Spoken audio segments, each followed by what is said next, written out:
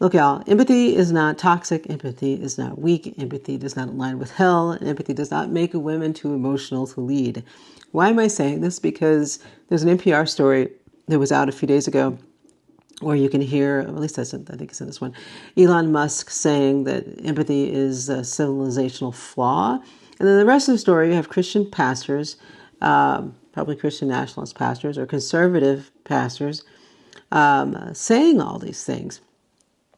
And why? I mean, Christians and Jews share many texts, even though we may not translate them the same way, but we share many texts.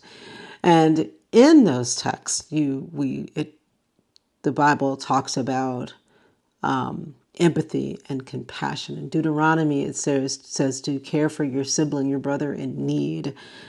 We have no less than 36 times texts that say something about caring for the stranger. Remember the stranger, because you were once strangers in a foreign land. You were once strangers in Mitzrayim in Egypt. We have texts to talk about care for the poor. Why are they doing this? Because because this has become political, and they understand that an empathetic society will care about the poor, will care about the stranger, will care about our borders and how immigrants are treated, will care about the people crossing the border. And they want to make, at least I believe, they want to make us not empathetic. Not empathetic. They want to make us an anti-empathetic society, which is really sad. Empathy makes domination inconvenient. Empathy makes controlling a society inconvenient. This isn't their theology. Like I said, this is about power, control, and politics. Anti-empathy is anti-life. It's anti-justice. It's anti-holy. It's anti-God. I mean, really, I don't get it. Empathy is sacred. Every single person is created in the image of the divine.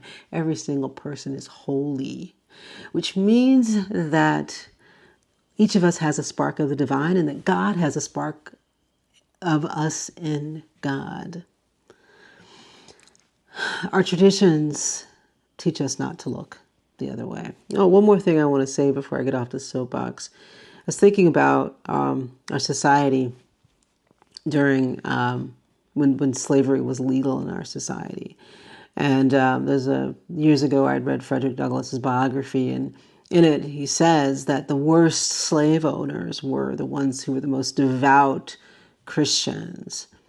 In my opinion, the only way, or one of the main reasons that slavery was able to survive for so long, is that slave owners had to tie themselves up in knots, because how else can you justify stealing, enslavement, beating, murdering, treating other human beings the way that slave owners treated slaves in our society? The only way you can do that is to, like I said, tie yourselves up in knots and not be empathetic.